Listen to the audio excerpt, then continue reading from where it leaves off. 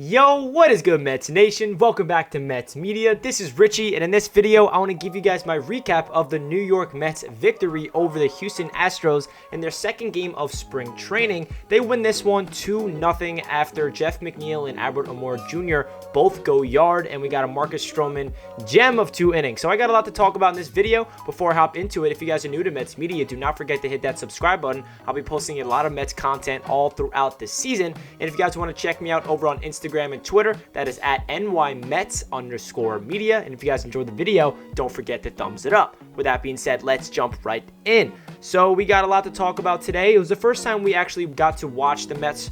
The first game was against the Marlins, and it was not broadcasted on SNY, and we got to see Gary, Keith, and Ron back in the booth, which was awesome. They got shut out in game one, but today they did not. Jeff McNeil and Albert Almora Jr., as I mentioned, both went yard. Here's a clip of Jeff McNeil's nuke of a home run. I feel like Jeff McNeil has a chance to get at least 25 plus home runs, but that could be a stretch because last year Jeff McNeil did not get a lot of homers. In only 60 games, he had 4 homers, and he's not a powerhouse. I do not expect Jeff McNeil to hit for power. He has a lot of pop in his bat, and when he hits the barrel on it, it goes yard. But Jeff McNeil, as we know, is more of a contact hitter, high average, and I'm expecting him to have a really good campaign. He's probably one of the most underrated hitters on this Mets squad. Let's talk about Marcus Stroman. He was the starting pitcher for the New York Mets, and he had 2 perfect innings. He gave up no hits, no walks, no anything. 6 up, 6 down from Marcus Stroman. It's good to see him on the mound because, as we know, Marcus Stroman opted out last year, so we have not seen Marcus Stroman for a long time. And we know Marcus Stroman off the field. He's a high-energy personality guy. He has a big platform on social media. He always voices his opinion. He's very optimistic about the Mets. He's very excited. He's enthusiastic. And it's exciting to see him finally on the mound repping the blue and orange with the New York Mets because it's been a long time. And I feel like he is low-key a big X factor for the Mets rotation this year, because if we can get the Marcus Stroman that was an all-star with the Blue Jays, it's going to open up this Mets rotation even more, because as we know, we got the best pitcher in baseball in Jacob deGrom at the top, and then we got Cookie, and Marcus Stroman could be a guy, if he could perform like he did today consistently throughout the year, we got a good player. Obviously, it's just spring training, and it's only 2 innings of work, so we cannot overreact, but he definitely looked good. What I saw from Marcus Stroman today was his ability to change his rhythm on his delivery. It's so unique the way he pitches the ball. I love how his pace on the mound is so different. He really keeps the hitters, guessing. They don't know if it's going to be a quick pitch, if he's going to pause for 4 seconds on the mound. He has a crazy balance. It's just a very unique type of pitcher, and I love Marcus Stroman's game. I love his energy. I love his passion. Everything about Marcus Stroman I love. He also debuted a new pitch, a split changeup, and that looked filthy. So Marcus Stroman, hopefully we can see a very consistent play from him all throughout the season. Also, he's not known to be a high velocity type of pitcher. I know in the press conference he got asked about that, and he's not concerned about his velocity. He's all about movement. He said, quote, my movement is filthy. Yeah, that's what Marcus Stroman said. He definitely has a lot to say, and okay, I'm all for it, Marcus Stroman. If you can back up the talk, I am all okay with what you got to say. And he's very true.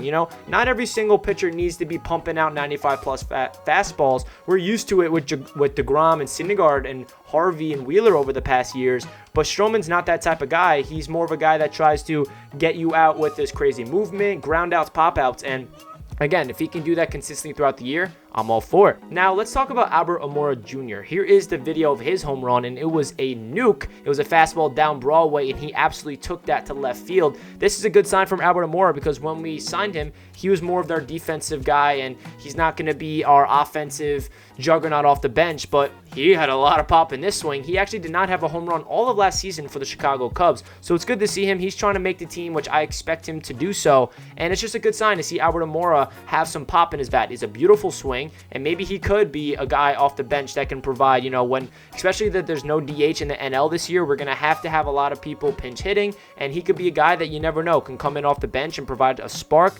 Good sign from Albert Almora. Another hit that we saw from Brandon Nimmo. He had a nice rip into right field. And we saw Francisco Lindor. He had 2 ground outs, unfortunately, as well as Michael Conforto. He had a ground out and he had a pop out. And Pete Alonso didn't have any hits. So That really does it for the starters. One thing I do want to talk about, James McCann, he did throw somebody out at second base, so you love to see that from our catcher because that's what we got him for. We got him to throw people out, a defensive-minded catcher, even though I will say, if you see the replay, he probably was safe, but if you look at the replay as well, James McCann definitely had a lot of good fundamentals. He got that ball out quick from beyond the plate, and that's exactly what we need. We've missed out on a defensive-minded catcher for a long time. We've had Wilson Ramos, more of an offensive-minded catcher for the past couple years. So now let's talk about the overall pitching for the New York Mets because we shut out the Houston Astros for 7 straight innings. They gave up 0 runs. We got Marcus Stroman, who I already alluded to.